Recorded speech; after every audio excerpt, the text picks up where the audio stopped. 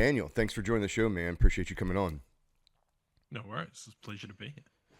Yeah, so just to catch the crowd up a little bit more than the read in. I started following you a while ago, which I started liking your content, following your content. It's probably been, I think, a couple years, roundabout, maybe a little less, but I just kept following Ukraine, following some of this.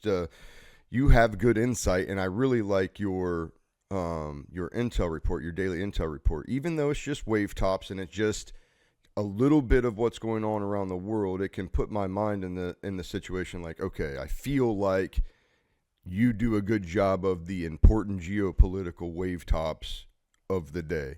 And so what's great is, like, I start my morning that way. I teach gunfighting over at the Marine base, and I go in, and as I'm setting my gym up, I'm listening to the morning intel report from Daniel, and just kind of like setting my mind right, which a lot of it's because the intel drops of right now are war and war and war over here and war over there. And maybe not anymore. Like, we got to see what these peace talks do. It seems like maybe we've reached some sort of resolution, but I don't know that they hold, especially with the two that are talking. So we shall see. I'm skeptical. Yeah. I hope. Yeah. Look, I want peace, but Yeah, no, absolutely. we shall see. You got to approach it with a bit of realism, I feel. Yeah, There's unresolved issues there that I don't think that haven't been approached, haven't been talked about, and they are like just roadblocks that if they're not overcome, then I don't understand how they get to peace. The key one being what happens to Hamas. Yeah. There's been no agreement. Sorry, we're jumping straight into it. It's all right. It's all right. However we do it, we'll come back. There's been no agreement around what's going to happen with Hamas, right? Mm-hmm. And to me, that is the kind of cornerstone to what happens in the future, because it's an impasse that neither side agrees on yet, and is a point that neither side is willing to budge on. Like, Israel has said that Hamas cannot continue to rule and control Gaza, and Hamas has said we're not leaving. Mm-hmm. So you kind of have there like I hope that in the background during these peace talks that they've at least had discussions around what this might look like or how this might be resolved, but they haven't made those public. So until those details come out, I remain very skeptical. Peace may last a month, 2 months, 6 months, but as long as these challenges remain, then I think it's inevitable that they will go back to a conflict. And without essentially the human shield of hostages, I think Israel can be much more decisive in what they do with those tunnels. Yep. Like, Hamas's defense up until this point has been that there are Israelis down in those tunnels with them. I think there is the possibility of peace, but they need to get past that challenge point. And what do you think they'll do to the tunnels? I mean, You think they'll flood them? that would be my go-to, right? If there's no one down there, Straight apart from the sea? enemy, they built the pumps right at the start. They're there. They started getting the pumps ready, and then they were like, "Oh, Shit. they realized you can't flood the tunnels when your own people are in there." But Yeah. they no longer have hostages. So, and That's a pretty bold move if you're still going to go to war knowing that. Like, you just gave up your leverage. It is. You know? And like why they gave up the leverage, I don't know.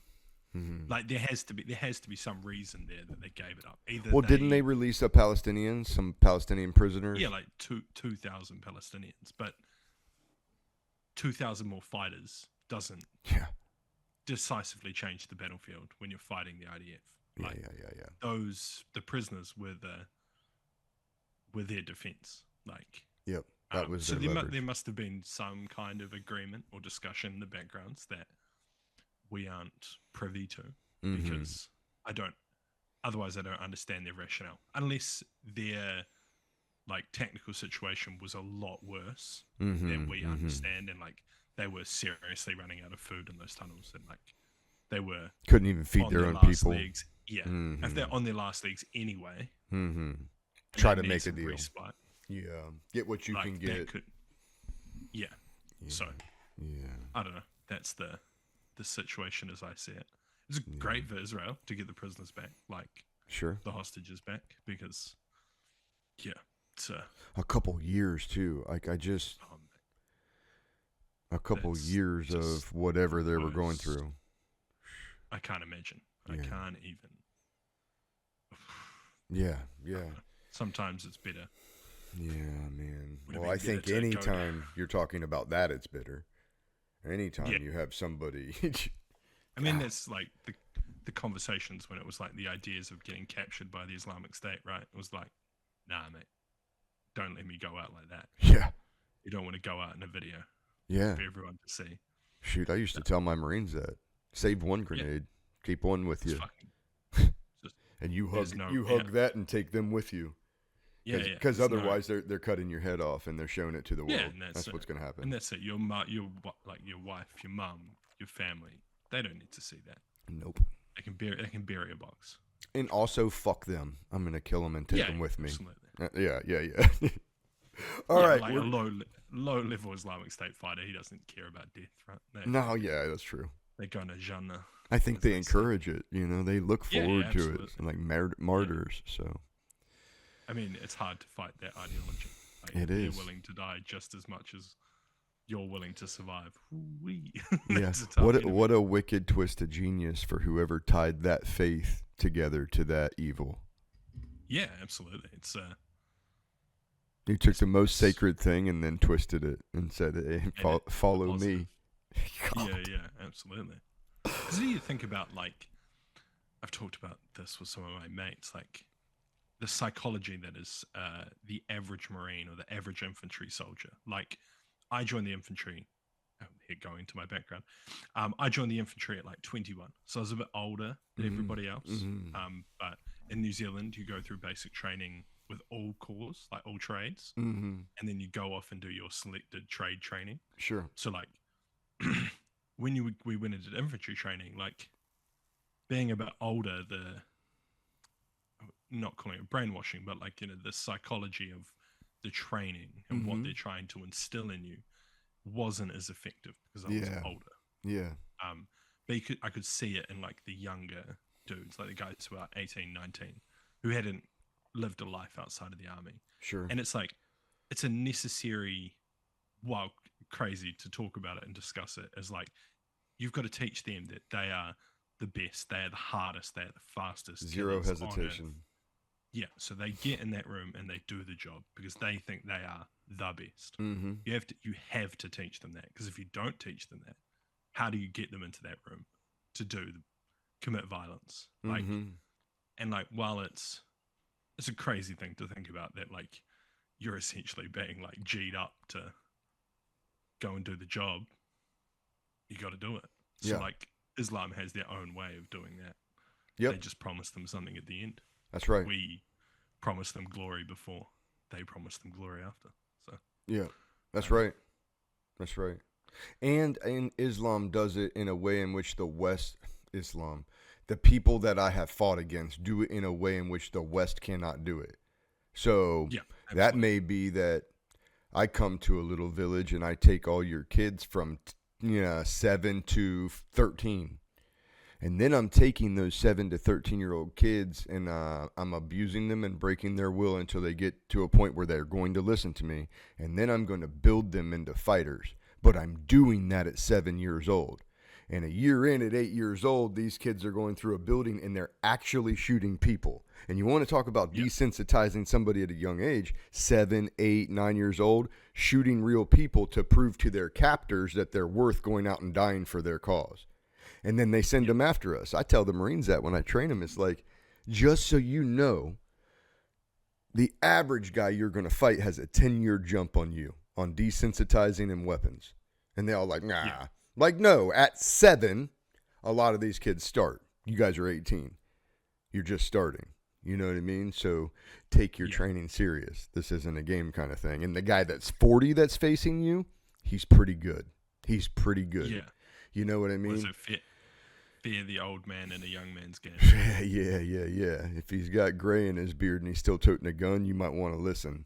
You know, get real quick. You know, but these kids. And those kids turn into fighters. Like those kids turn into fighters, warriors, and we can't do it because of the way our rules are and our policies are and everything else. So Yeah. that's just a realization about war over there with those people. No, but I feel war has changed. I think Ukraine has changed Everything. war forever. Did it take it back 80 years? But it took it back. It took it back 80 80 years. But it also years. took it forward, To like to the most horrific thing we could possibly imagine. Yeah, Like flying you're also IEDs you're hiding in a you're hiding in a trench from drones. from Like, robots. And it's not just Yeah. drones anymore that fly. They got dogs. They Yeah. got little robots that go in the freaking trenches and go after them. It's like, we're turning into so- Terminator. That's what it's turning into. Yeah, exactly. And like how And if- long until it's How long something until that it's can us versus stand? robots? Yeah. How long till humans have to band together? Yeah, well I hope we built a kill switch and we built it good. How about China's AI is called Skynet? Yeah, I mean it's gotta be a wind up, right? Yeah, gotta be come like- on. Someone, Gotta be. Someone's having a joke here. Like Well, and it's a good one. what's I do wild agree. is the lady that wrote Terminator wrote The Matrix, and she claims that one is the prequel to the other, and that people need to wake up. And I watched that interview, and I went, "What? Yeah. Sorry, can you I don't like what you just said at all." you explain what you're talking about here? Can you go over that one more time? Which one's the prequel? Where are we at in this whole thing? Yeah. That's where I want to know. And I think it's that The Matrix is the prequel, Oh yeah. if you can imagine. Yeah, that's That's where the humans wake up to the fact that you know what I mean? So if you think about Yeah. that, it's like, oh, God. I hope she's not clairvoyant. It's going to be rough, a rough next decade. yeah. I mean, I think it's gonna be a rough next 10 years anyway. I don't think. I might think it be. gets a lot worse before it gets better. I don't know. I'm just hoping this peace holds out. There was a lot of nations that came together yesterday and promised a lot of things, and it's like, although to me, being a pessimist, because human nature, you know, it takes one hootie to smoke some tika and then go fire a rocket at somebody, and the whole thing's over. You know what I mean? Yeah. Right. So I'm very pessimistic in that side of things, but it's like there was a lot of nations yesterday, including like UAE representatives Arab and Saudi and the Crown Prince, just absolutely ego stroking Trump, telling him he's the best and he's the only one and all of these things. Now, I understand that probably other people could have got that done with a little bit of G2 between their ears and a little bit of courage, but we haven't seen that in American politics in a minute. No. So they may know. And what do other leaders know? Other leaders know more than the average civilian in America about what's going on at the upper levels, right? And now you have all these people, some whose people hate America, coming over here going, yes, sir, you, I'll follow you, I'll follow you, I'll follow you. And it's like, okay, why? What did he do? What did he specifically do? Was it just courage to say, you're done? No. Or was it something else? Or is it all orchestrated like theater for us? No, I don't think it is that. I don't. Okay. I don't know. I think he definitely.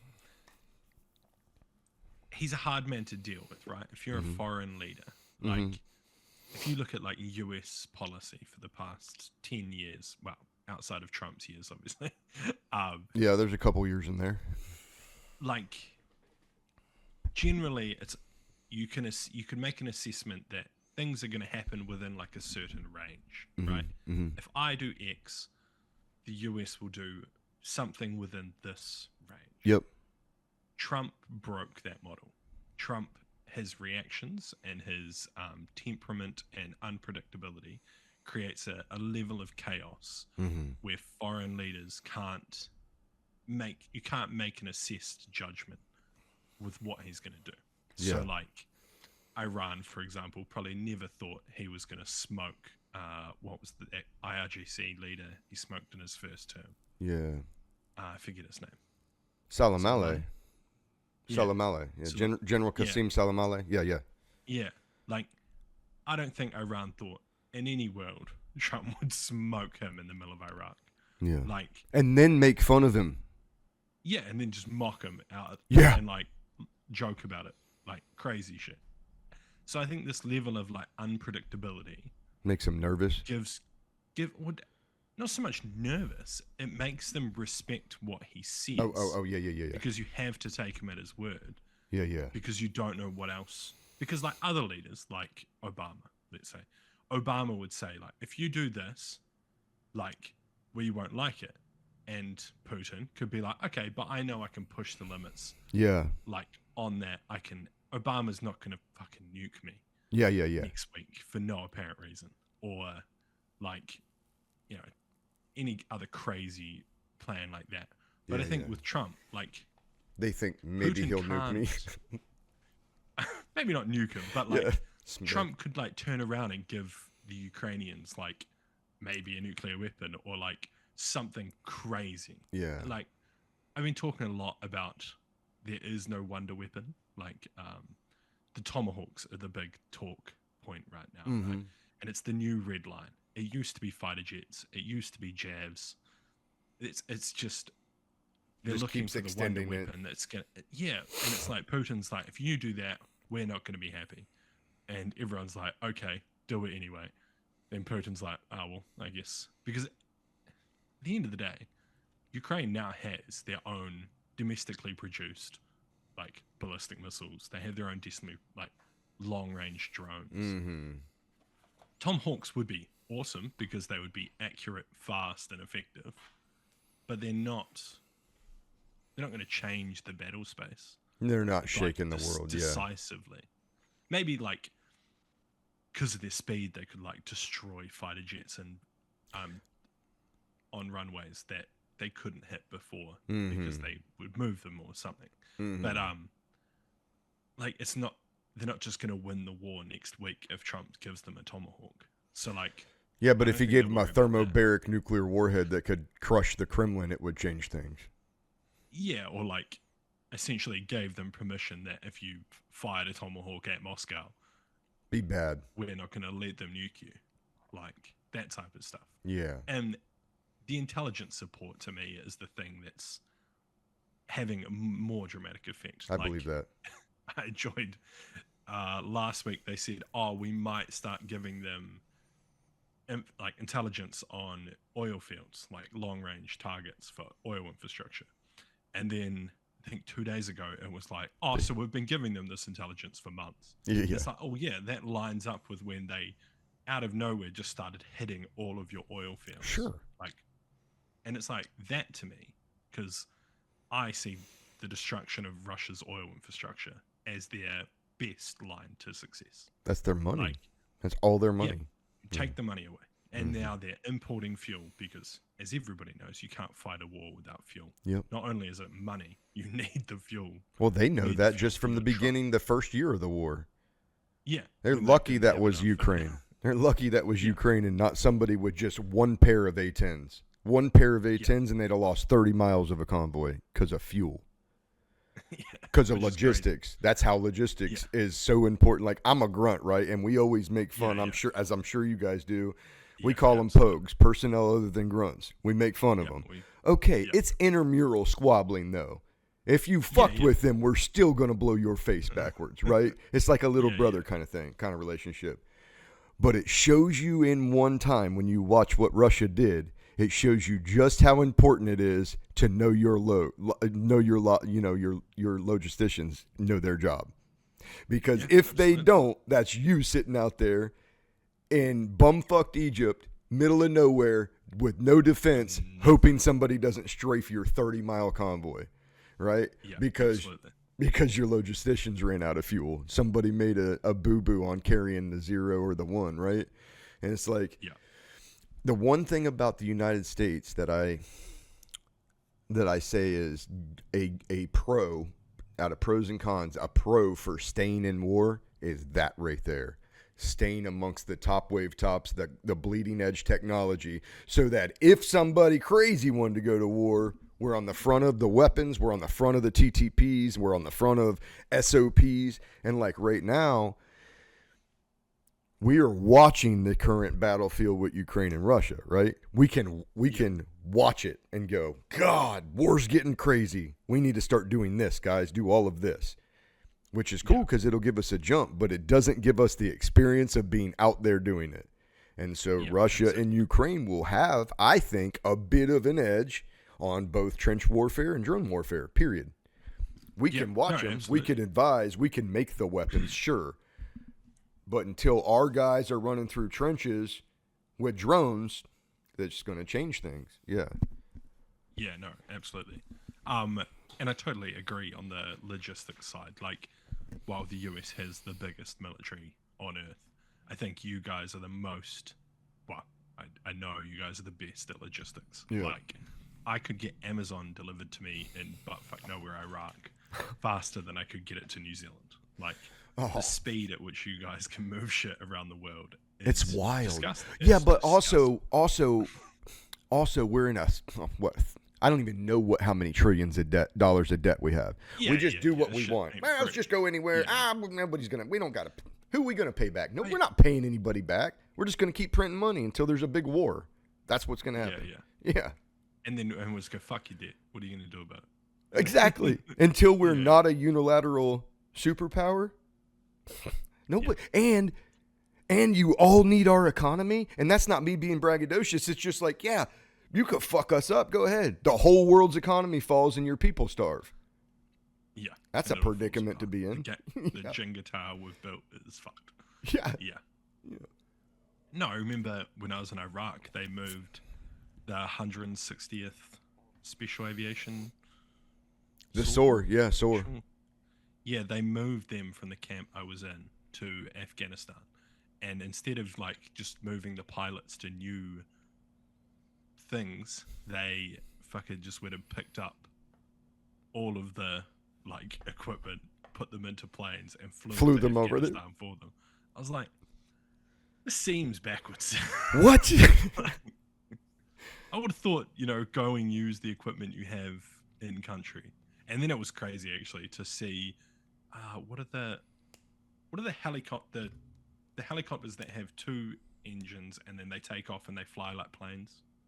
Oh yeah, that's the Osprey. Yeah, so those. The tilt rotor.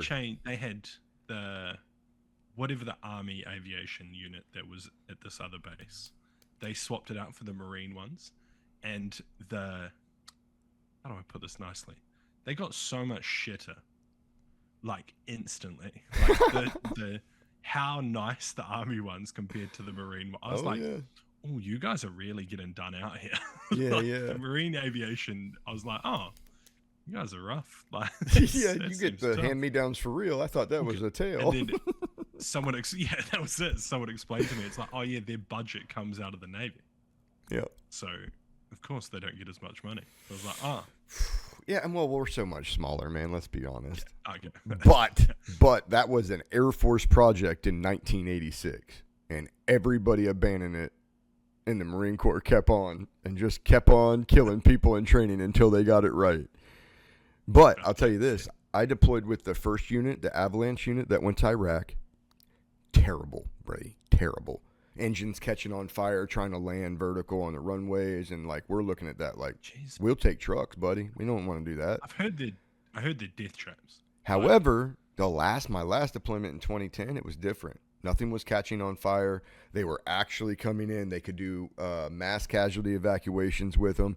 They have a hellhole, and they outfitted a gun that was kind of like a Gatling gun. But it's like I think it was a 6-barrel shooter, and it would go straight down the hole and then be like an Xbox controller. But that thing could track faces, like 6 or 8 faces at a time, and so they armed this thing up really, really good. And then, like, I don't know what happened to it. Like, it may still be going. I was a guest speaker at VMMA. I don't know. It's the tilt rotor squadron for Ospreys over at the training school, and it was great. We talked to them, but so they're still doing it, but practical application of them, I don't think it's the desert. I don't think that's where they're best used. You know, That makes sense. because when we brought them in, they're just such a target. We brought them in for a mass cas on like, we had some rockets. I had a sniper shooting at my squad. We hit the building with the sniper was in with like a pair of HIMARS, and there happened to be human shields in there. There was kids and women. They came out, so we, our CO launched a mass cas, and here comes the Osprey. I want to say it was an Osprey that was like escorted by Black Hawks or Cobras, or a Black Hawk Cobra, Huey Cobra maybe. And as they came in, the enemy's launching rockets up. Well, they're not a real nimble, you know what I mean? They're going to come in, they're going to rotate those things and stuff, you know what I mean? So if you got rockets coming up from the field, man, that's not the plane. That's not the one to use. Yeah. You know? That makes sense. And not only that, like they create, just like any helicopter in the desert, it creates a massive brownout for them trying to land those things, because now you got two huge rotors. It's like almost having a 64. It's just a brownout. It's insane. And I'm not a pilot, but I wouldn't want to do that. I don't think it's ideal at all. Having to hover in the battlefield and then that seems like slowly bring it down to earth. But they did it. Like these guys did it even in Marja in Helmand Province. They were doing it. Oh shit! I just don't think it was ideal. So. The one, the best plan they ever had. Yeah. It worked. It happened after, I think, Beirut, though, didn't it? It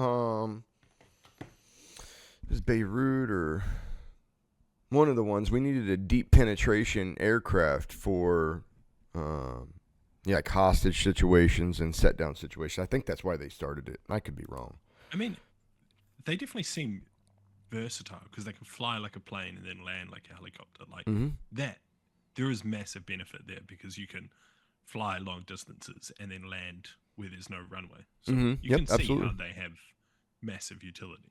Absolutely. It's just there's situations, I think, that you run hand in hand. Your utility runs hand in hand with your risk. And it's like, well, what do we do now? Ability to change. Yeah, well, I think sometimes vehicles, even though you have IED-laden territory, sometimes vehicles may be the way.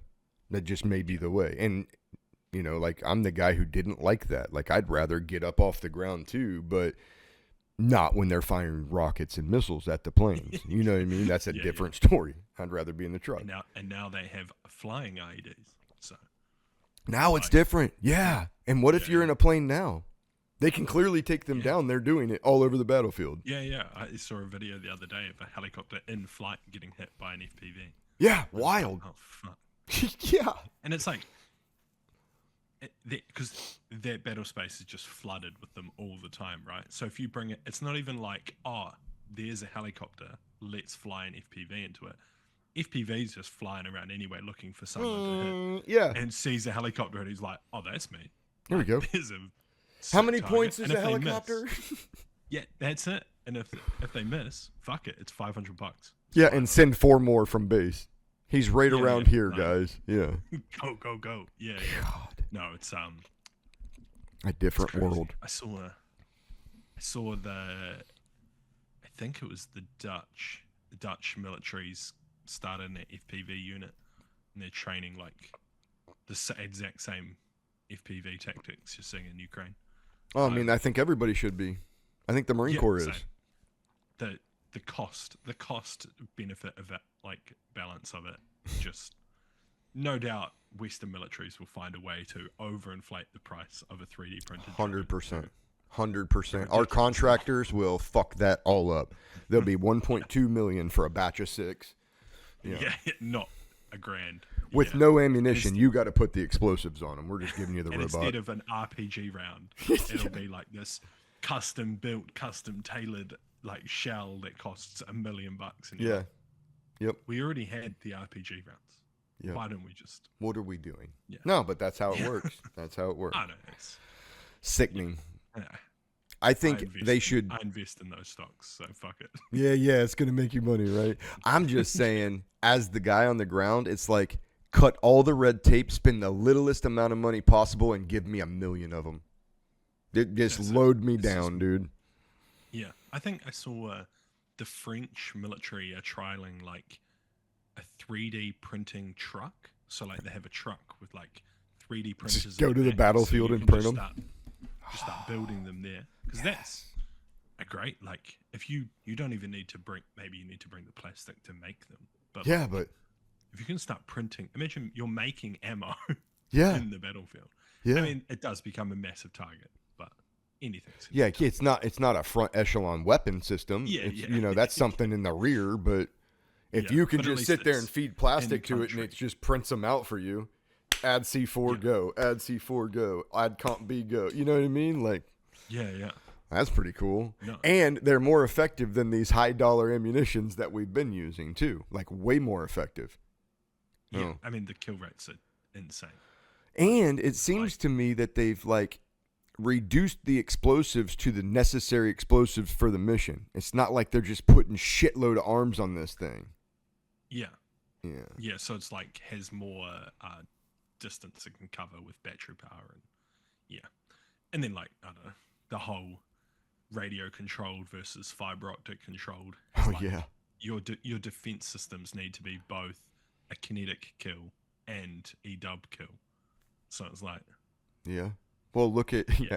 have you seen the reports from all of the wires across the battlefield now? All the guide and wires, and they're it looks using like nets. spider webs. Yeah, Yeah. they're using nets. That's where wars went. Trench warfare and nets to protect us from drones. Yeah. What? Wild, It's buddy. just- I remember when seeing the video of the first net road, and we were all taking the piss out of it. We're like, oh, look at how stupid this is. Mate, that someone was in front. I think it was a Russian one as well. And I was Yeah. like, these fucking idiots. And now I'm like, nah, they had a good idea. Pretty cheap, pretty smart. Seems to be working. Yeah, stops your logistics getting destroyed Yeah. at every opportunity. Yeah. Yeah. I just can't imagine, dude. Like, each generation has their thing. Like, there's a PTSD thing, shell shock, IEDs for Sound of us. a drone. It's going to be, that's what's going to fuck these kids up after this war. Yeah. It's going to I be the remember I was sound on of a holiday drone. a few months ago, and someone was flying one around the like old building we were Yep. looking at, and like the sound of it was so piercing. And I thought I had that exact thought about the people that have been to that war. They That's will it. never forget that sound, and They that won't sound will be they like won't forget it. that visceral reaction of like fuck. Yep. Here it Yeah. comes. Oh, and no. Ugh. And the drone units will look at them like we looked at helicopters. When they heard those drones, or when the drones are around, they got that warm and fuzzy almost, like, oh, we got them. yeah, they're here now.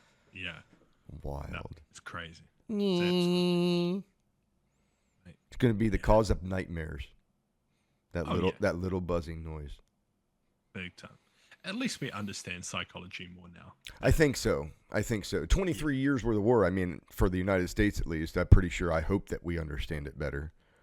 I mean, And we better have a than lot we more did, at people least. coming forward to talk about it. And then we have this Yeah. shit, right? That people can Yeah. digest it. Yeah. Yeah. No, I think it's got a lot better. Yeah. I mean, there's a lot of experience, as you said. Like, fucking hope we learn something. New Zealand's got away lucky. Like I think we haven't had a contact in like 10 years. That's good. Silly.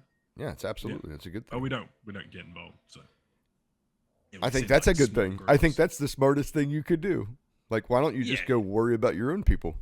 Why don't the United States do that? There's also a required, like, so we just like we send intel as the being deployed in the New Zealand Army because it is a low risk, high benefit deployment that New Zealand can do to like support operations.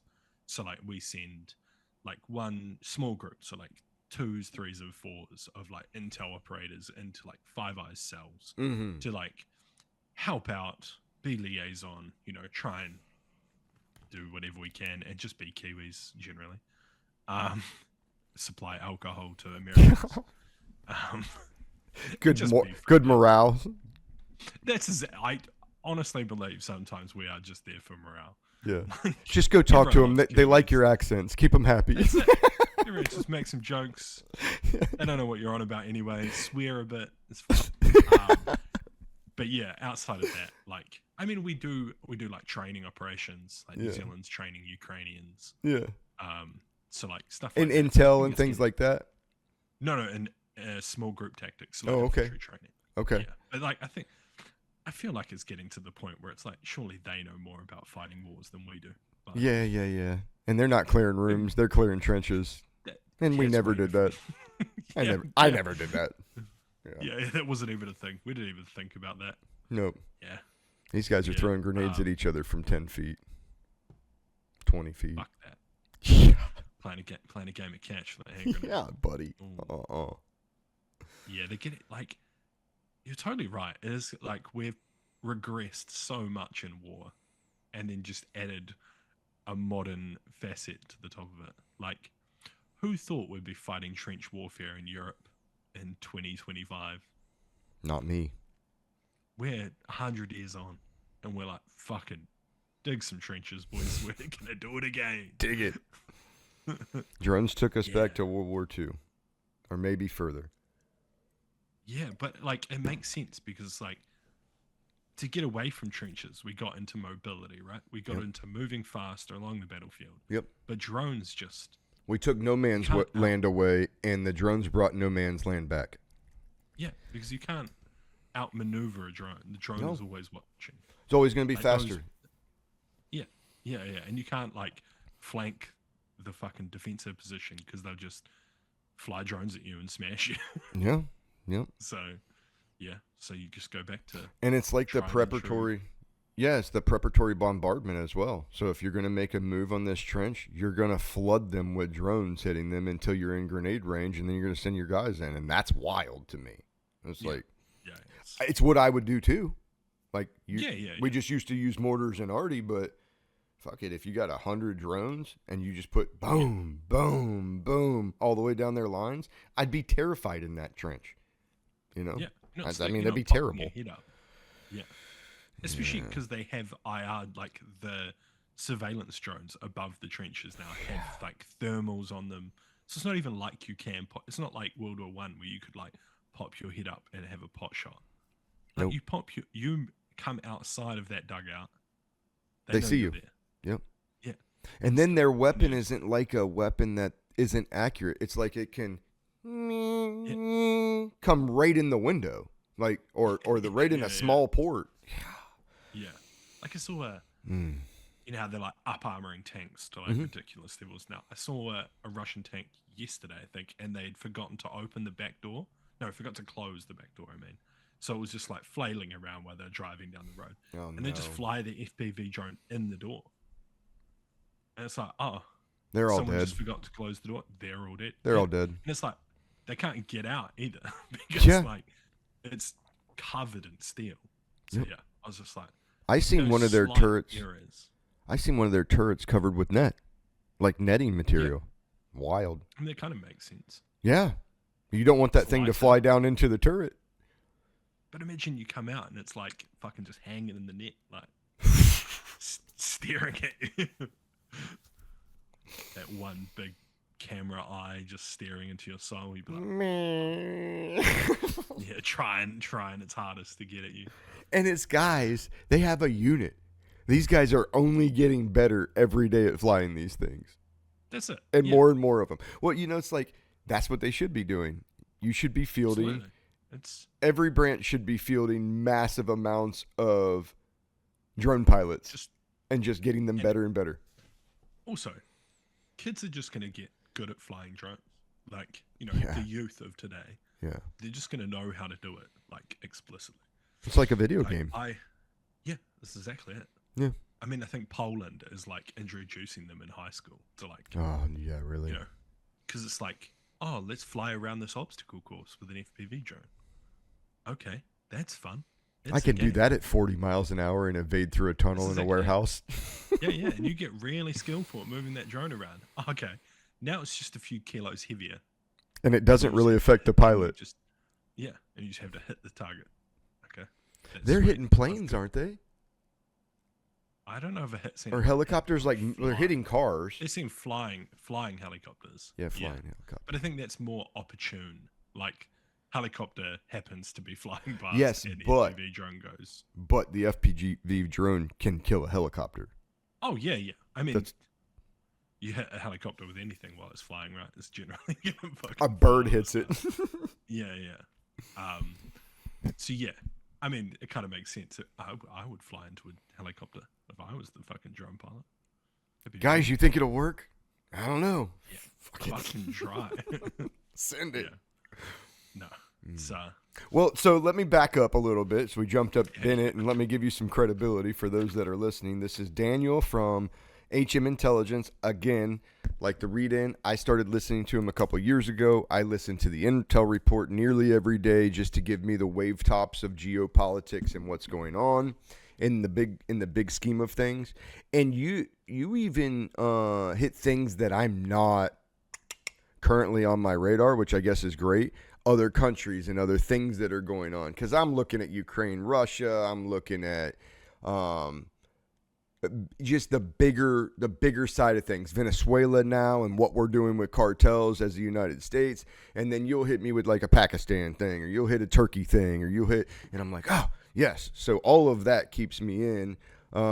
We recorded before. I had a technical error with my mics, and now we're back again. So again, I appreciate that. But if we can just catch up the audience a bit on like Daniel's origin story. I know you already spoke about New Zealand and some intelligence in the Army. If we can cover that and like your catalyst to want to do that after your young life, that'd be good. And then we can jump back forward if you want. yeah, absolutely. So I'm Daniel. I'm from New Zealand. I grew up in a little town in New Zealand. When I left school, I became a butcher because I was big into hunting.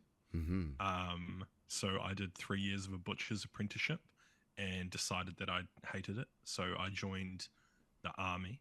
I didn't really know what I wanted to do in the army either. So I joined the infantry. I spent 2 years in the infantry doing, we call it closed country, but like bush combat. That was what our company specialized in. So it was just 2 years of patrolling through the bush. Spent most of my time as a machine gunner. But in New Zealand, in the New Zealand Army, you don't specialize. You train across all weapon systems. Okay. Which is just because we have so little people. You need to know what you're doing. So, yeah. And then after a couple of years, out of a pretty bit of good luck, I transferred over into intelligence. And I spent my time doing interesting work. Worked in like EOD, so explosive ordnance disposal, providing intel to them, and then did some other work for like expeditionary forces and got on a few deployments. Went to Papua New Guinea as part of a like diplomatic mission, helping local security forces with that, and then a couple of times into the Middle East doing counterterrorism type work. In 2019, I left the army after I think I was just shy of 7 years. Okay. We don't do like the US. We don't do like where you like re-enlist for like 4 years or whatever. It's like when you sign up, you signed a 15-year contract, but you can leave at any point, and you just give 3 months notice, like a normal job. Yeah, it's a bit random. So you can just be like, oh, I'm done with this, which is essentially what I did. I was given my next posting wasn't a job that I wanted to do, so I just put my papers in and discharged. And then me and my best mate moved to Europe, lived in Europe for a year, then moved to London, where I currently am. Got into like corporate intelligence and due diligence, which is essentially applying the same principles that you would see in like a government or military intelligence environment on a corporate situation. We kind of talked about it last time, but it's like helping businesses understand who they're getting into bed with, understanding their backgrounds, if there's any skeletons in the closet, and helping them make informed business decisions so they don't lose money. Sure. It's a very rapidly growing industry. I think the rise of like open source intelligence has really helped it get on its legs because there's just so much data now that's accessible. It's pretty interesting work. It's interesting when it's interesting, and it's not when it's not. Yeah. Now, do you do you do, like, I think we talked last time, something like 90% open source and then maybe 10% or so human. Yeah, it kind of depends on the jurisdiction you're working in. So like Sure. the company I work for is primarily based in the UK, so most of the information is online. Yeah. There might be little bits that isn't, but if you're working in a jurisdiction that involves companies from like Kazakhstan or like Central Africa, you're going to have to use a lot more human sources because there just isn't the online information available. Mhm. So really, it comes down to like what type of work you're doing and where that work is based. Yeah. Yeah. Now, Um, go ahead. Sorry. Yeah, I was gonna say, and then when I moved into corporate intelligence, that's when I started HM Intelligence because I was still very interested and passionate about geopolitics and Mm-hmm. just wanted an outlet to kind of talk about things. Mm-hmm. The Ukraine war had started, so it seemed like a good time to start doing that, and it's kind of just growing into the beast it is today. Yeah, I love it. I love it. Now, okay, so I don't know if I did this last time. Can you give me one memorable, or maybe it's even like one of your favorite experiences, human intelligence, like that you've collected on somebody? In humans specifically, Mm-hmm. probably like business information out of Kazakhstan. Okay. We get some very good information about a business, about a company and a person that was essentially a scam. Well, it was like a Ponzi scheme that this company was going to invest large amounts of money into. And we contacted a few people in Kazakhstan, and they asked around about him, found out that he was a pretty shady dude. He'd ripped a few people off in the past. He was a pretty, like, appeared on the surface to be a pretty prominent businessman, but just wasn't. He's just a scammer. So we saved this guy probably in the hundreds of thousands of dollars. So he's very thankful. Protected him. Yeah, he bought us some beers. So That's that was cool. cool. Yeah. Now, but so you made calls to Kazakhstan and you worked a source from there getting information on this guy? Yeah, we just identified some people through LinkedIn and reached out to them through LinkedIn. Just explained who we were. Didn't explain who we're working for, but like what we're looking for. The kind of key difference with like corporate human intelligence and government human intelligence is how open and transparent you are. Like the government is always going to be hide who they are, right? They don't want to. The CIA isn't going to be like, "Hey, I'm the CIA." But as like a corporate intelligence company, you can be pretty like, "Hey, I'm from this company. We're looking for information on this. Are you willing to help us?" Like, and most people are. Yeah, because you can't really pay them. You can't like encourage them in that way. That bribery. To start lying. Yeah. Yeah. If there's a monetary gain, people lie. I'll tell you anything you want to know, Daniel. I mean, that's the joke about human, right? It's like paying someone to lie to you. So yeah, people are. If you just approach them in a kind and friendly manner, people can be quite helpful. And then if they don't want to help you, that's cool. Just go find somebody that will. Yeah. I like it. I like that aspect of things. Like I like that. When I went to school for intelligence and fusion, because that's what I thought I wanted to do was fuse intelligence. But I do like it. It's like putting a puzzle together, putting pieces, like, you know, a little bit of investigation, a little bit of who do I trust, a little bit of let me go confirm that on your open source. And now these days people are putting everything from when they wake up to what they eat for breakfast to their plans for vacation when they're not at their house. It's wild what people will tell the world, you know? Yeah, I do think we're falling away from that now. Like, I think kids of today are a lot more aware of not putting shit on the internet. I think the internet is such a big, bad thing in everybody's eyes that, like, the kids of, like, 18, 19 are, like, they don't see it like we used to see it. I kind of like it. I like it. It's good. Yeah, Absolutely. I think it's the right direction. Like we've had a generation now with internet their whole lives, and I think we found out pretty quick that maybe all of It's that might be too not much. good for you. Yeah, it might be Yeah, too much, right? yeah, But it's big like time. it's wild. These kids. Like I'm not a drinker. I used to be. About to fuck my whole life up if I didn't stop drinking. So I stopped drinking. Um, but like the kids of today, they're not alcohol. They don't Yeah, like yeah. alcohol, No, and they like Jesus, and that's cool. And I like that. It's like an international revival going on across the globe, and I think it's been aided by certain things of recent um, assassinations and such, like Charlie Kirk. I think that fueled a fire that was already burning, yeah, and it just spilled gasoline all over it. But even before that, it's been going, and it's like they don't want alcohol, they don't want to go out and party, they do want to have a relationship with some sort of higher power, whatever they see that to be, and I think that's a great thing. yeah, It probably should have left alcohol away from people. Like prohibition was probably the right thing to do. yeah. But people, as soon as you tell people they're not allowed something, They're gonna do it. they're They're gonna gonna do do it harder. like, yeah, absolutely. Yeah, I don't know, human nature, right? People like fucking their own lives up. that's right. Pretty hard to stop. It's pretty hard to stop them. That's right. Can't get out of their Yeah, own ways. You know, and there's a lot of reasons for that, obviously, just life. yeah. Not everybody's crushing it. Not everybody feels great.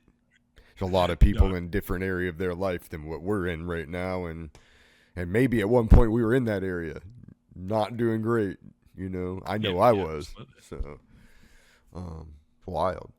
So, okay, so let's where we at? We're about 54 minutes. All right, we still got a little bit of time. I want to know um let's go. We kind of talked about where you are right now. I want to know where you're going. You're going to keep growing this. You're going to keep doing your intelligence, Yeah, or absolutely. okay. So the channel is going to Um, stay. yeah, I think the main goal for the next wee while for HM is YouTube. Like I'm enjoying. I've got into making videos, so I think I started the YouTube channel about 3 months ago now, Mm-hmm. maybe even longer, and try and make a video each week, Sure.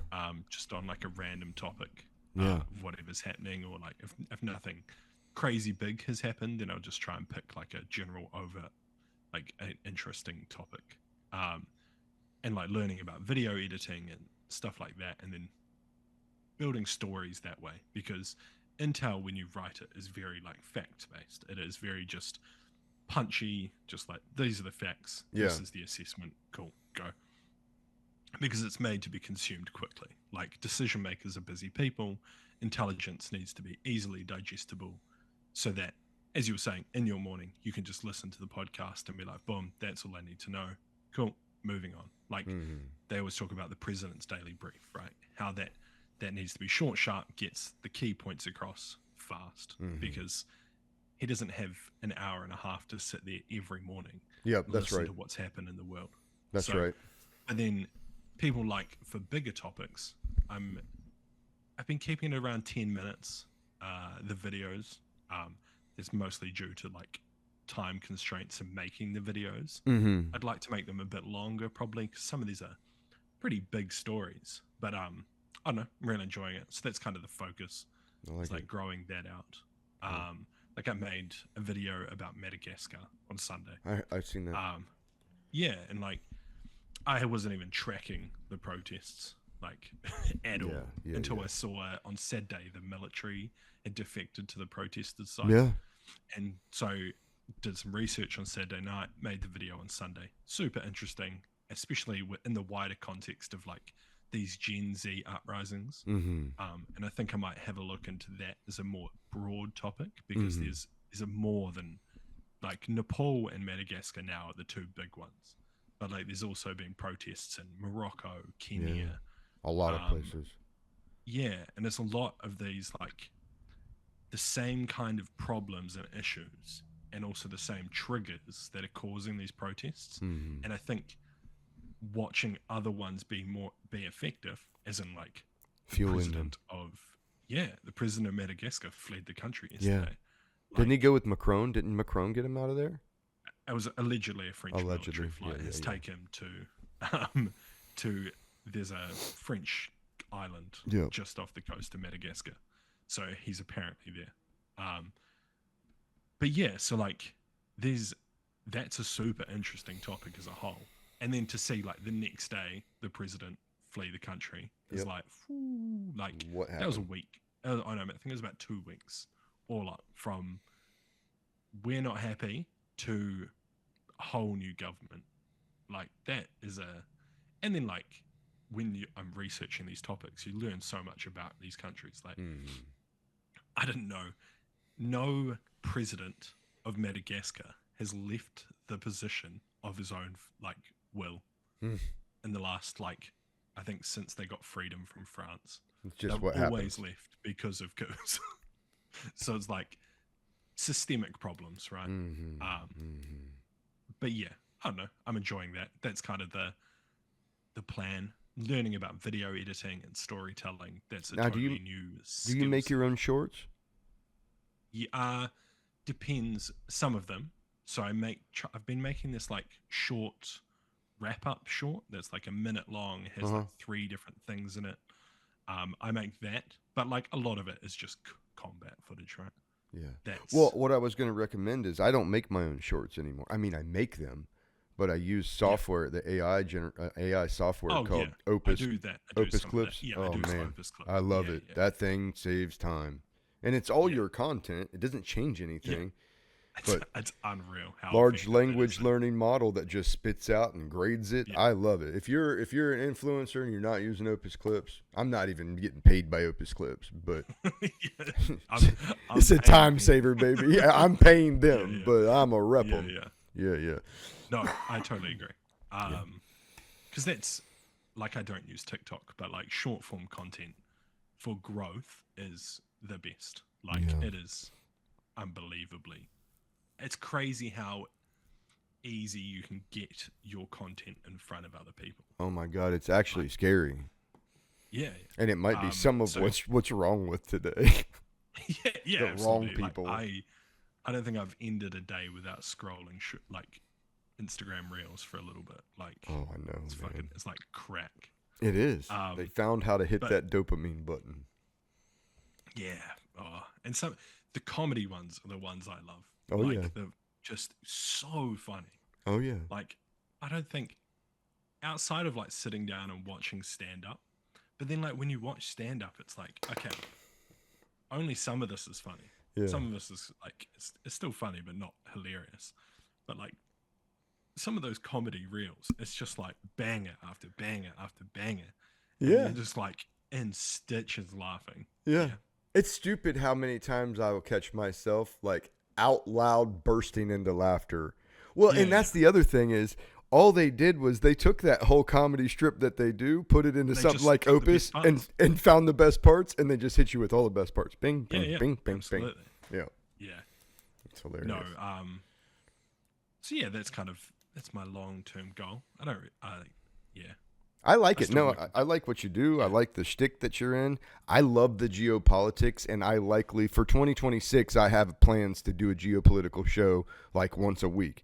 But I don't think I don't know that it'll be like yours. I think it'll be like kind of like I talked to you. I think I want to pick one topic of the week that I'm super into or that I could learn. Like I like to learn. So if it's something I that's it. don't know That's what I about, enjoy. yeah, I want to learn everything about it. And then not to be an authority on it, but to at least speak intelligently if somebody asks me about it.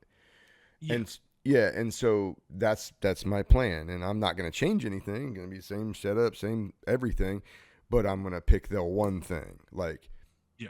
and just go as deep as I can go into it. And some people are going to like that. Even like Some people won't. I've had this idea around like what essentially doing what you're talking about, but like you just record the whole learning phase, like where you're just sitting Like there, your like research phase? essentially, yeah, like you're Okay. just learning on camera. Okay. I don't know how entertaining it would be because there's probably a lot of like pauses and like time where you're just sitting there reading or Mm-hmm. watching other videos, but like I mean, people like it's the whole interesting part about Look it, at like the people learning what about they new shit. watch on TikTok, though, buddy. I know you don't do TikTok, Yeah, but yeah, let's no. pretend you did TikTok. People mean- watch random folks race marbles. live I've for watched, hours. those videos. Okay, so you know where Yeah, I'm at then. So yeah, me too. So what I'm I wish saying I could is they eat will on it. watch anything. People will Yeah, watch yeah, anything. absolutely. So if you want to do the learning process, I think to do that would be, I mean, you're learning for what hours, I would assume. It takes me 3-4 Yeah, hours sometimes to do something. Problem with me is I'll be right here, bap, bap, bap, and I'll be like, get the fuck Yeah. out of here. And I'll like, all right, you know what I mean? And I'm standing Yeah, up yeah. and I'm walking around my garage. And I do think that some of that would probably be entertaining to people. Yeah, Because it that's would it. be You then entertaining have to me. Cut it down. Yeah, but I think the Yeah. way you do it is in a way in which everybody can learn along with you if they chose. So, like what you're Yeah. reading, they got to know what you're reading. So maybe you do a screen share as you're doing your research, right? And you're pulling your notes, and Yeah. they're seeing what you're pulling. Because not only could they get the entertainment out of that, which is good because they got entertainment, but now they can find utils in it. They can find utility in watching you because they're learning how to research. They're like, this is a guy of which I have some authority. I give some authority to because I already like what he does. Now he's showing me how it does it. Just like some guy doing a live, just watching him put floor in and somebody's watching it. Yeah, because that's like live streaming. It would be the other thing. It's That's like it. Just live stream it and then take the recording and dump it on the internet. That's it. But Like people that's the live other- stream that shit on like TikTok or whatever they live stream and get their live streams on, and they'll pay you for that. If they like it, there's an option for them to throw little things down, little gifts and little stickers, and those equate to dollars for you. And I don't do Yeah, that, very true. but people are telling me you should be doing that. Doing anything live scares shit out of me. I like to be able to edit it, and you know, Same. like I have a weird brain, and I'll say some off the wall shit, and I'll be like, ooh. Ooh, I should I probably don't really remove feel that. that way. Like I don't know why I said Yeah. that, but I don't want that to be how people think about me. You know what I mean? Save you. Sometimes I'll be Yeah, that way. Yeah. Yeah, no. So that's just kind love of my it. thinking. I don't know. I'm really enjoying it. I love it. I Having think fun. yeah, as long That's as like you're it, but- enjoying it, man, and that's what I tell Yeah. people. America's a depressed place, but it's too many people that are not enjoying their lives. They're in stepping stone That's- jobs. Yeah, absolutely. I mean, it helps that I enjoy my day job as well. So For sure. Dude, me too. But it's not that I'm rich, it's not that I make all this money, but I enjoy what I do, and I enjoy my second job, and I enjoy my third side hustle. I enjoy those things. And if you can that's what I tell all of my people, if you can just find something that you like and you enjoy it and you wake up every day not like, I got to go to work, but like I'm up, I'm coffee, I'm doing this. Yeah, okay, and I'm out. I'm looking forward to this because that's how I am every day. Maybe not dancing, but every day is like making my coffee like, yep, I'm good. All right, let's go to work and get after it. You know what I mean? yeah, absolutely. Yeah. Cool. I'm gonna have to shoot off and go. Oh, to yeah. work.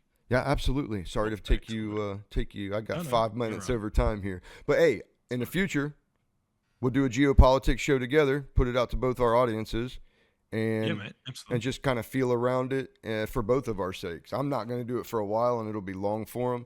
You're doing it already in Well, almost a one short second. form. Yeah, no, absolutely. I'd love to get on that. That sounds fun as. No, I need to sit down and have a think, but Sweet. I don't know. I just No worries, go man. with the flow. I like it.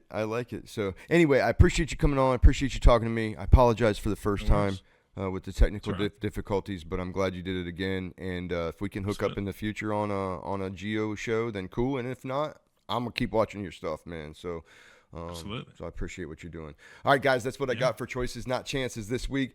That's Daniel from HM Intelligence. If you're not following Daniel, get on Instagram, get on the different socials, and follow him. He's putting out good stuff. He puts out a great morning report, essentially morning intel report that you can catch on YouTube or on Spotify, wherever you're going to be. Catch it on your way to work. That's what I do. And just stay kind of abreast of situations going around the world that maybe you're not already tracking. And until next time, man, appreciate you, Daniel, and we'll see you next time. Choices, not chances. Signing worries. off. Thank you.